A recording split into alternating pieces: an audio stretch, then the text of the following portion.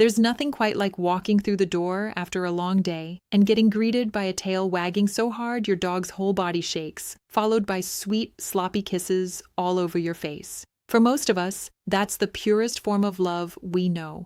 But what if I told you that not all licking is affection?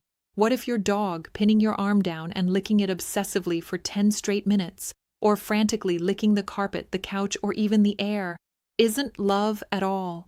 It's them quietly begging you for help? Or, hi everyone, I'm Dr. Sarah Peterson, your neighborhood veterinarian. One of the most misunderstood signals I see in my clinic is excessive, frantic licking, and it can point to anything from hidden nausea and gut discomfort to genuine anxiety. Since our dogs can't simply tell us, my stomach hurts or I'm panicking right now, they use body language instead, and licking is one of the most commonly missed messages of all. Today, we're doing a full masterclass on decoding it. I'll teach you how to tell a normal, happy kiss apart from a genuine medical lick, what's really happening inside their body during it, an important safety warning about human skin products, and practical steps to help calm both their stomach and their mind. Grab a cup of tea, get comfortable, and let's translate what your dog is actually trying to say.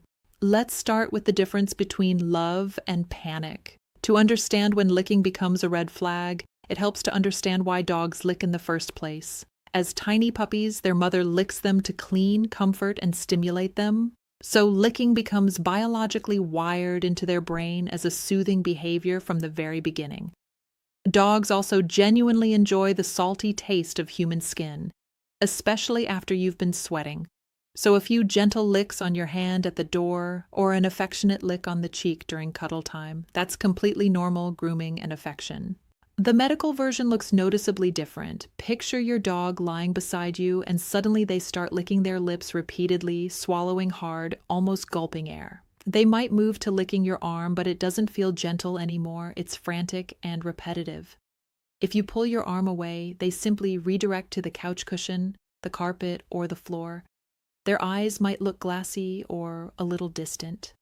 When you see this pattern, your dog isn't grooming you anymore. This is what veterinarians sometimes call a lick fit, and it's genuinely worth paying attention to. So let's talk about the silent stomach ache behind a lot of this behavior. When we feel nauseous or dealing with acid reflux, we reach for an antacid. Dogs obviously can't do that. When a dog experiences reflux or a genuinely unsettled stomach, their body's natural instinct is to swallow repeatedly to help push acid back down, and to swallow, they need saliva. The fastest way for a dog's body to produce a large amount of saliva quickly is through licking. Dog saliva also tends to be mildly alkaline, meaning it can act as a very mild, natural buffer. So when your dog is frantically licking your leg, the couch, or the floor, there's a real possibility they're instinctively trying to generate enough saliva to soothe some of that internal discomfort. Sometimes this kind of persistent nausea connects back to something called leaky gut or increased intestinal permeability, and it's genuinely one of the more overlooked issues in everyday pet care.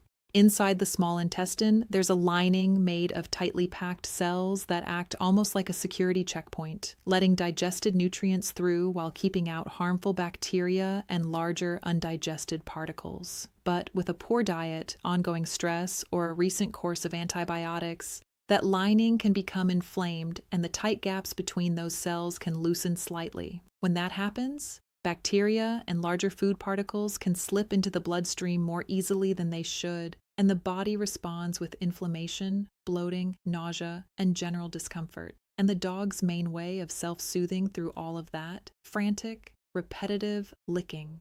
If your dog tends to do this in the middle of the night or consistently right after meals, it's genuinely worth a conversation with your vet about their gut health and possibly a shift in diet to help that lining heal. Now let's move to what I like to call the mind lick, essentially anxiety expressed through licking. What if your vet checks everything, runs blood work, and your dog is physically completely healthy, yet they're still pinning your hand down and licking for 20 minutes straight with that same glazed, faraway look? Here's the thing, licking doesn't only soothe an upset stomach, it soothes the mind too. Continuous licking triggers a real release of endorphins and dopamine, creating a mild, naturally calming effect on the nervous system. If a dog is dealing with separation anxiety, a thunderstorm outside, a recent move, or simply chronic boredom and understimulation, licking often becomes their go-to coping mechanism, not unlike how a stressed person might bite their nails without even realizing it. In more intense cases, this can develop into a compulsive pattern where a dog becomes almost dependent on that dopamine hit, licking a hole through bedding or licking their own paws until raw, painful sores form, sometimes called acral lick granulomas. When licking is rooted in anxiety like this, the fix isn't about stopping the behavior itself, it's about addressing whatever's driving the underlying fear. Before we get into solutions, I need to pause here for an important safety warning, because sometimes letting your dog lick your skin can genuinely be dangerous. Please never let your dog lick your arms, hands, or legs if you've applied a medicated topical cream. This shows up in emergency clinics more often than people realize. A pet parent applies a prescription cream before bed, climbs into bed, and their loving dog comes over and licks that spot. If the cream contains topical hormones, that absorption can seriously affect a dog's system. If it's a psoriasis cream containing calcipotriene, even a small amount licked off can cause a dangerous spike in blood calcium and lead to kidney injury. And human arthritis or pain relief creams containing certain anti-inflammatory drugs can cause serious stomach bleeding in a dog within a day. I'm not sharing this to scare you, I'm sharing it so you're prepared. If you use any medicated ointment, cover the area with long sleeves or pants right after applying it, and don't let your dog anywhere near that skin until it's fully absorbed.